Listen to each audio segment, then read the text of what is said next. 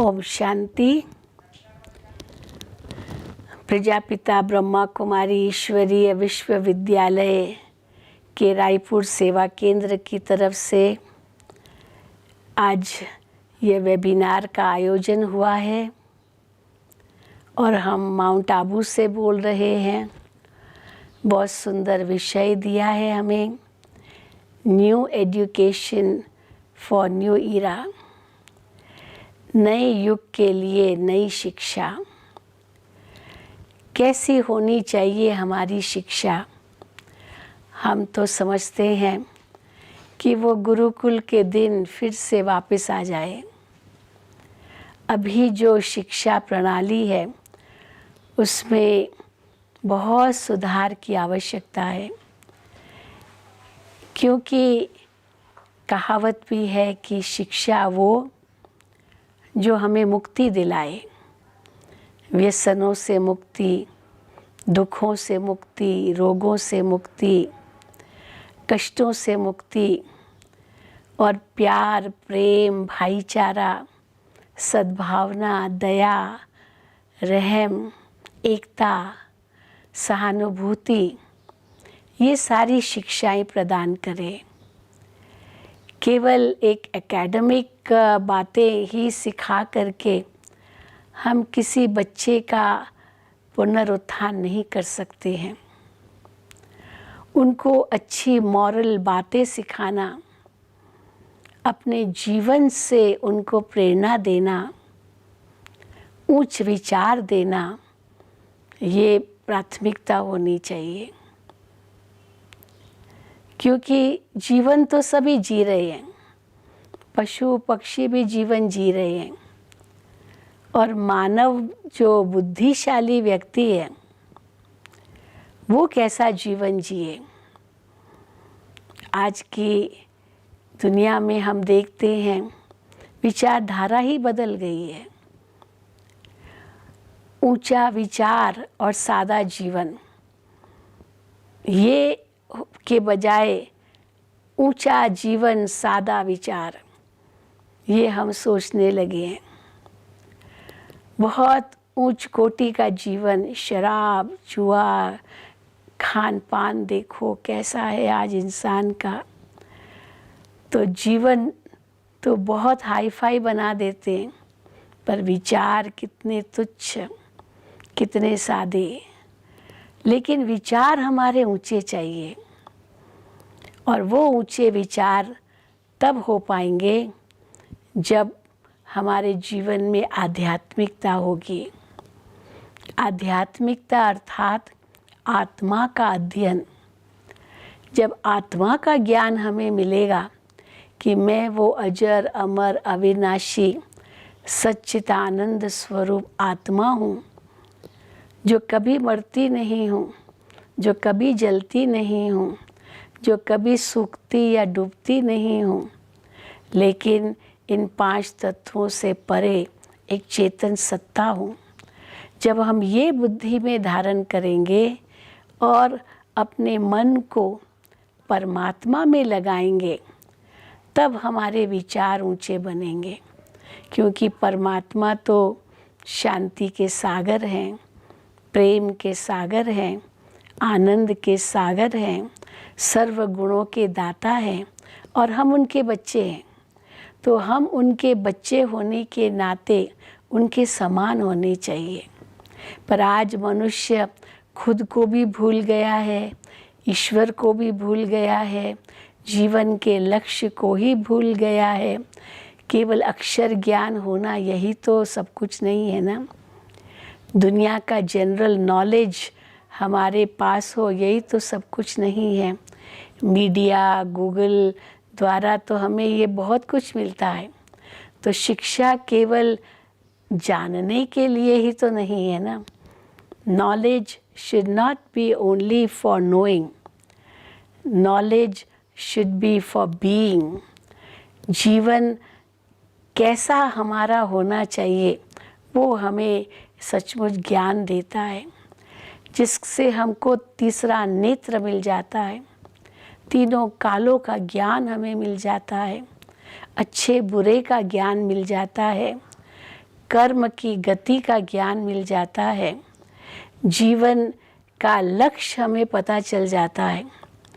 हमें संसार में क्यों आए हैं, एक बहुत बड़ा प्रश्न है।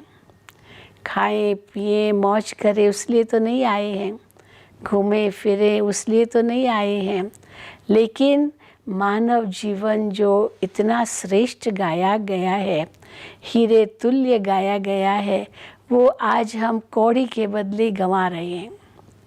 तो बचपन से ही अगर ये शिक्षा सबको मिल जाए कि जीवन को आध्यात्मिक बनाना है, जीवन को मानवीय मूल्यों से बढ़ाना है, तब हम अपने जीवन में सचमुच सार्थक बन सकेंगे। क्योंकि आज जो युवा पीढ़ी है सचमुच लक्ष्यहीन हो गई है। परीक्षा के लिए रट लेना ये भी कोई बड़ी बात नहीं है, परंतु उसको जीवन में कैसे लाए, जीवन में अपना करके अपना विचार उच्च कैसे बनाएं, यही वास्तव में शिक्षा होनी चाहिए। और उसके लिए स्वयं शिक्षकों को भी एक आदर्श रूप धारण करना होगा। क्योंकि बच्चे जो सुनते हैं, देखते हैं, पढ़ते हैं, वही अपने मन मस्तक में लगाते हैं, डालते हैं, तो हम वही उनको दें जो उनके लिए उचित है। और बच्चों को भी यही बुद्धि में आए कि हम वही अपने अंदर धारण करें, जिससे ये मानव जीवन तो हमारा सफल हो ही जाएगा, लेकिन भविष्य जन्म जन्म हमारा सफल हो जाए। तो इसीलिए हमारे विचार बहुत ऊंचे चाहिए और जीवन बिल्कुल सादा चाहिए। हम अपना धन किस पर खर्च कर रहे हैं? अगर फैशन के लिए धन खर्च करते हैं और सुख सामग्री खरीदने के लिए केवल धन खर्च करते हैं, तो ये धन तो वास्तव में सही रूप में खर्च नहीं होता है। हाँ, ज्ञान अर्जन के लिए हम धन खर्च करते हैं, वो अच्छी बात है, लेकिन कौन सा ज्ञान? हमें ज्ञान वो चाहिए जो हमारे जीवन में हमें मुक्ति दे। तो मुक्ति किससे? विकारों से, दुखों से, रोगों से, शोक से, कष्ट से, वैमनस्य से, अलगाववाद से, घृणा से, इन सब बातों से मुक्ति मिले और इस जीवन में सुख, शांति, प्रेम, आनंद, भाईचारा, सद्भावना, दया, ये सारे सद्गुण आए। और ये सद्गुण तब आएंगे जब जीवन में आध्यात्मिकता होगी। तो नए युग के लिए नई शिक्षा अर्थात आध्यात्मिक शिक्षा, जिससे हम अपने आप को पहचानते हैं, अपने पिता परमात्मा को पहचानते हैं, जीवन का लक्ष्य समझते हैं और साथ ही साथ जीवन को हम कैसे श्रेष्ठ बनाएं उसके लिए कर्मों का ज्ञान समझते हैं। क्योंकि हम ये तो जानते हैं, हम जैसा करेंगे वैसा पाएंगे, हम जो करेंगे वही भरेंगे। ये हमारा मानव जीवन जो वर्तमान है वो पास्ट या भूत के आधार पर है, लेकिन ये वर्तमान हमारा भविष्य निर्धारित करेगा। चाहे इस जन्म का भविष्य निर्धारित करेगा, चाहे और जन्मों का भी भविष्य निर्धारित करेगा। तो अगर हम आदि मध्य अंत भूत काल भविष्य इन तीनों को हम सुधारना चाहते हैं, तो पहले हमें अपने वर्तमान को सुधारना होगा। और वर्तमान को सुधारने के लिए अपने विचारों को शुद्ध करना होगा, सकारात्मक सोचना होगा, श्रेष्ठ सोचना होगा, सबके कल्याण के लिए सोचना होगा। और कैसे ये संसार बदलकर सतयुग बन जाए, श्रेष्ठ युग आ जाए, एक नया युग आ जाए जिसमें मानव देव बन जाए, यही वास्तव में मनुष्य का लक्ष्य होना चाहिए। गायन तो है कि नर ऐसी करनी करे जो नर नारायण बने, नारी ऐसी करनी करे जो नारी श्री लक्ष्मी बने। मानव देव बन जाए, वो तब होगा जब हम अपने जीवन में श्रेष्ठ गुणों को धारण करेंगे।